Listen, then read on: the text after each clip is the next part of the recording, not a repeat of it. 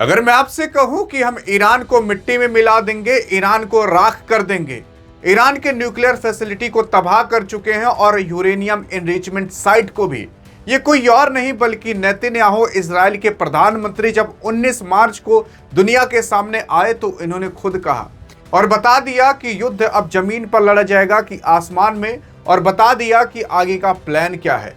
यह भी बता दिया कि यहां पर रिजीम को चेंज किया जा सकता है कि नहीं, और ट्रंप के बारे में भी कुछ कह दिया जो सुनकर लोग हैरान हो चुके हैं।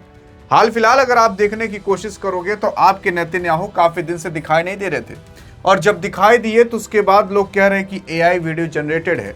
लेकिन 19 तारीख को वापस ये प्रेस कॉन्फ्रेंस में आए तो वहां पर लोगों ने कहा कि, कुछ ने कहा एआई जनरेटेड है तो कुछ ने कहा नहीं एआई जनरेटेड नहीं है। बहरहाल चाहे एआई जनरेटेड हो चाहे ना हो, लेकिन जो भाषण दिया है कुछ उसी हिसाब से अब काम होगा, क्योंकि इस बंदे ने आते ही कहा कि हमने जो भी ईरान के अंदर जो बैलिस्टिक मिसाइल्स बनाई जा रही थी, जो यूरेनियम एनरिचमेंट किया जा रहा था, उस यूरेनियम एनरिचमेंट से जिससे न्यूक्लियर बम बनता है, उसे हमने पूरी तरीके से खत्म कर दिया है। और अब हम ईरान के सारे फैक्ट्रियों को खत्म कर रहे हैं, वो फैक्ट्री जो फैक्ट्री बैलिस्टिक मिसाइल और अन्य मिसाइल बनाया करती हैं। यहां पर अगर आप देखोगे तो ईरान के अंदर कुछ समय पहले आपके इजराइल ने ऑपरेशन लायन चालू किया था, जिसके तहत वहां की जो न्यूक्लियर फैसिलिटी थी उसको तबाह किया गया। और अब इजराइल का कहना है कि हम दुनिया की एक क्षेत्रीय पावर हैं, अपने देश में हम केवल मजबूत नहीं बल्कि पूरे क्षेत्र के अंदर मजबूत हैं। अमेरिका के साथ मिलकर हम ये ऑपरेशन कर रहे हैं क्योंकि हमारे पास यही एक चांस था ईरान को रोकने के लिए, क्योंकि अगर ईरान को रोका नहीं जाता तो ईरान आगे चलकर किसी और को नहीं बल्कि हमारे लिए और अमेरिका के लिए ही तबाही बन जाता। और इसी वजह से सुप्रीम लीडर खamenei को मरवाया गया और अन्य चीजों को किया गया।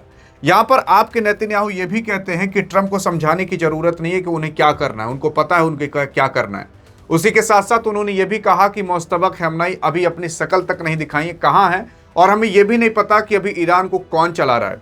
लेकिन वीडियो बनाने के दौरान ही भाई साहब ऐसा कहा जा रहा है कि IRGC का जो लीडर था, जो सेना प्रमुख था, उसको मार दिया जा चुका है अभी हाल फिलहाल जो बना था।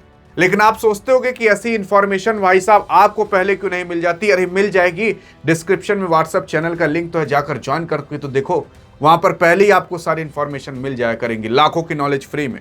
लेकिन टॉपिक पर अगर हम आए तो यहाँ पर आपके इजराइल के प्रधानमंत्री नेतन्याहू ने यह भी कहा, जब उनसे पूछा गया कि क्या आप वहां पर रिजीम चेंज कर सकते हो, तो रिजीम चेंज करने के लिए उनका बहुत बड़ा बयान आ गया। उन्होंने कह दिया कि देखो रिजीम चेंज करना तो वहां पर बहुत मुश्किल है, क्योंकि सुप्रीम लीडर खamenei को मरवाने के बाद भी कुछ वहां पर ढंग का हो नहीं पाया। लेकिन हमने ईरान को इतना कमजोर कर दिया है कि ईरान एकदम अंतिम स्टेज पर है। जैसे कहा नहीं जाता कि कैंसर अंतिम स्टेज पर आ गया, अब कब आप खत्म हो जाए पता नहीं चलेगा, वैसे ही आपका ईरान अंतिम स्टेज पर है। हमने ईरान को एकदम खोखला कर दिया है और ईरान की जो रिजीम थी उसके अंदर भी दरार डाल दी है।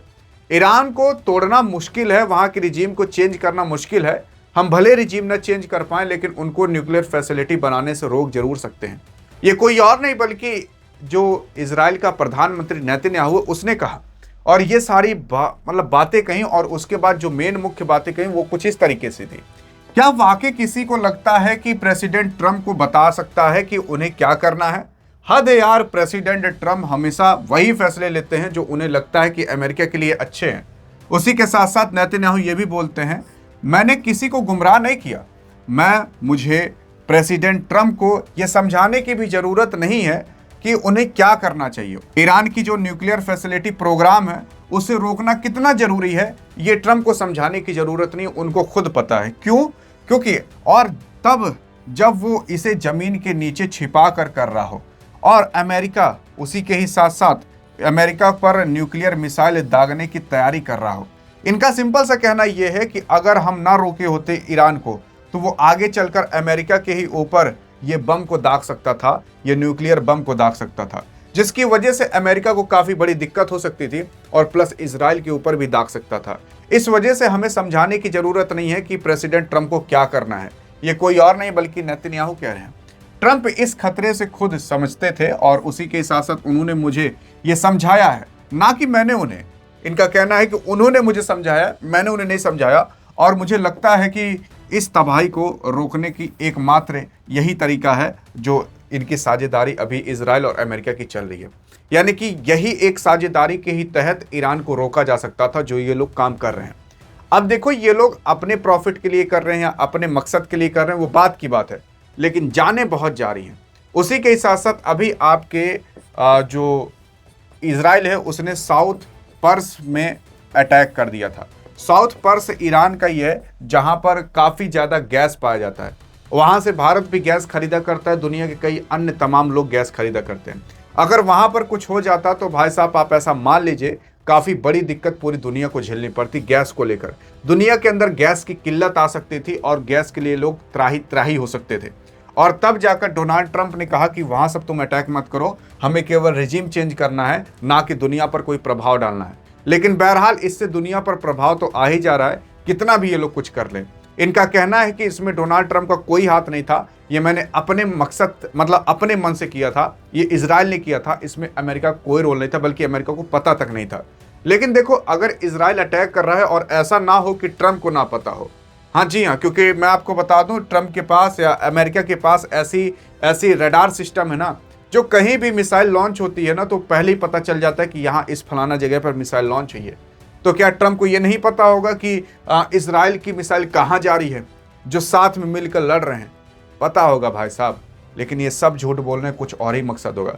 लेकिन उड़ती उड़ती खबर बीच में भी आ रही है कि जो ईरान है उसने F-35 जहाज को मारकर गिरा दिया है।